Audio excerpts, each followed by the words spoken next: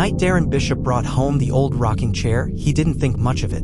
It was a dusty relic he found at a roadside flea market, something to fill the empty corner of his living room. The vendor, an old woman with cloudy eyes, had sold it to him for next to nothing. "That chair's got stories," she'd said, handing him his change with fingers as thin as twigs. "Just don't let it rock on its own." Darren had laughed, thinking it was just an old woman's way of making a sale. But now, sitting in his dimly lit apartment, he wasn't laughing. The chair had a presence. It was subtle at first, a shift in the air, a whisper of motion when he wasn't looking directly at it. He told himself it was just his imagination, but deep down, a seed of unease had taken root. By the third night, the chair began to rock. It started with a slow, deliberate creak, like the sigh of an old man settling into his bones. Darren had been dozing on the couch when he heard it. He snapped awake, heart pounding, and turned to face the chair. It was perfectly still, but he knew what he had heard. He got up, walked over, and nudged it with his foot. The wood felt warm, almost as if it had been recently touched. He shook his head and went to bed, telling himself he was overtired. But the chair had other ideas. The next night, Darren woke up gasping, a dream fading from his mind like mist in the morning. Something about a shadowy figure, a low whisper he couldn't quite understand. He sat up and rubbed his face, his throat dry. Then he heard it again. Creak, creak. Slow, measured, back and forth. Darren held his breath. The chair sat in the darkness, just barely illuminated by the glow of the street lamp outside. It was moving. Just a little. Just enough to be undeniable. "Jesus Christ," he whispered, his breath hitching. He grabbed his phone, turned on the flashlight, and aimed it at the chair. The second the light hit it, the movement stopped. He stood there, heart hammering, trying to think of a rational explanation. Maybe the floor was uneven. Maybe there was a draft. But the air in his apartment was still. Heavy. Almost expectant. He didn't sleep that night. The next morning, Darren went to work feeling like hell. His coworkers noticed. "You look like you've seen a ghost," one of them joked. "Something like that," Darren muttered. He almost told them about the chair, but stopped himself. It sounded ridiculous. A rocking chair? He'd be laughed out of the office. That evening, he came home to find the chair facing a different direction. It wasn't much.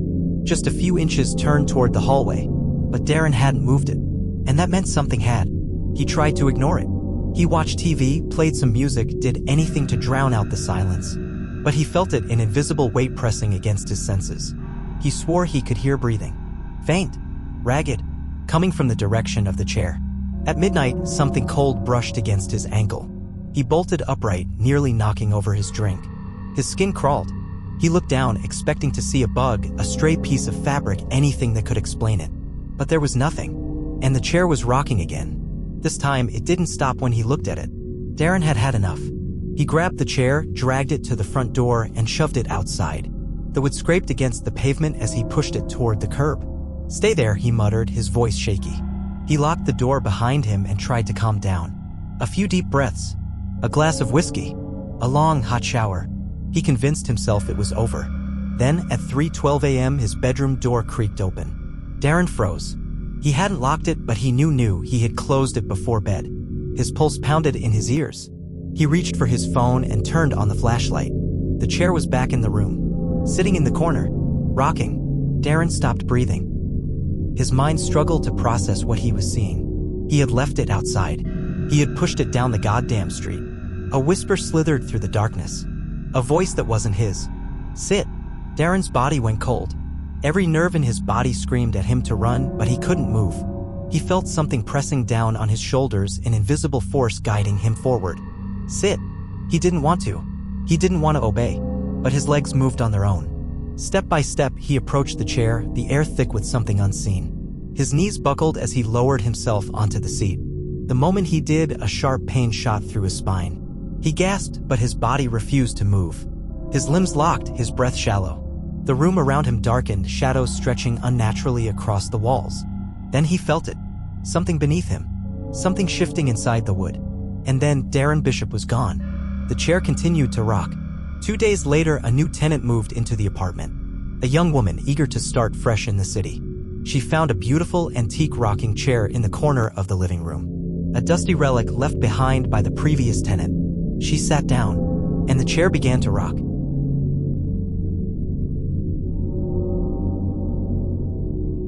Then Carter didn't believe in ghosts, or curses, or any of that nonsense people told around campfires. He was a man of logic, a high school history teacher who valued facts over folklore. So when he found the antique mirror at a yard sale for only $20, he didn't think twice before hauling it into his small apartment. "Looks like something out of a horror movie," the old woman selling it had said, giving him a crooked smile. "You sure you want to bring that into your home?" Ben had chuckled. "I'll take my chances." That night, he hung it in his bedroom opposite his bed. It was tall, with an ornate, blackened frame, its glass slightly warped with age. It made the room feel bigger, more open. He liked it, until the dreams started. At first, they were hazy, just flickers of movement, shadowy figures shifting inside the mirror. But after a few nights, they became more detailed. In his dreams, he'd wake up and see himself reflected in the glass. Only his reflection didn't move the way it should. It was slower, its smile a fraction too wide, its eyes a little too dark. One night, the reflection didn't match him at all. Ben sat up in bed, drenched in sweat, and looked at the mirror. The room was dim, moonlight casting a pale glow across the floorboards. His reflection stared back. Normal. Just his tired, unshaven face. "Too much work," he muttered to himself. "Too much stress." He turned away, but just before he shut his eyes, he saw it. A flicker, a slight twitch in the mirror, like his reflection had moved a second too late. Ben's heart pounded against his ribs.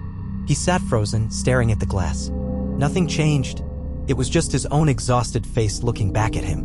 Still, a sick feeling curled in his gut. He grabbed a spare sheet from the chair nearby and threw it over the mirror. That night, he dreamed of hands. Pale, slender fingers pressing against the other side of the glass, pushing, stretching, trying to break through. By the end of the week, Ben wasn't sleeping. The mirror stayed covered, but that didn't stop the dreams. It didn't stop the whispering. At first, it was barely audible, a faint hiss at the edge of his hearing, like wind through a crack in the window.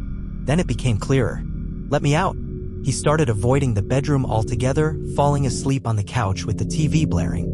But no matter where he slept, the whispering followed. One night, he woke up to find the sheet on the floor. The mirror was uncovered.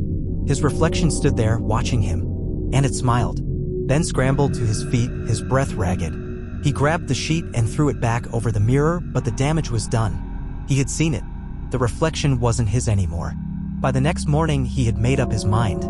The mirror had to go. Ben hauled it down the stairs of his apartment building, struggling with its weight. He didn't care if he broke it, he just needed it gone. He dumped it by the dumpster behind the building and turned away without a second glance. That night, for the first time in weeks, he slept soundly. Until the knock came. A slow, deliberate knock on his bedroom door. Ben bolted upright. His heart pounded in his chest. He lived alone. Another knock. His stomach twisted. He forced himself to move, creeping toward the door. His fingers trembled as he reached for the knob. He opened it. Nothing was there. Just his empty apartment. Silent. Still. He let out a shaky breath and turned toward the bathroom to splash cold water on his face. But as he passed the hallway mirror, he stopped cold. His reflection wasn't facing him. It had its back turned. A slow, crawling dread filled his chest. His hands shook. He reached out, hesitating, fingers hovering over the glass. The reflection moved. Not like a normal reflection. It twisted, turning toward him in slow, unnatural motions, its head tilting at an impossible angle. And then it grinned. Ben staggered backward. His chest tightened. The reflection lifted a hand and pressed it against the other side of the glass. "Let me out." Ben ran. He didn't stop until he was outside, the cold air biting at his skin. He looked up at his apartment window. His reflection was there, standing in the glass, watching him.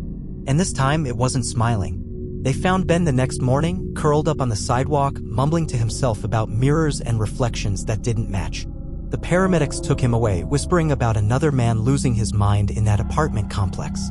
The landlord sighed as he climbed the stairs to Ben's unit, shaking his head. When he reached the bedroom, he picked up the fallen sheet and draped it back over the mirror. For a moment, it was silent. Then, beneath the fabric, something shifted.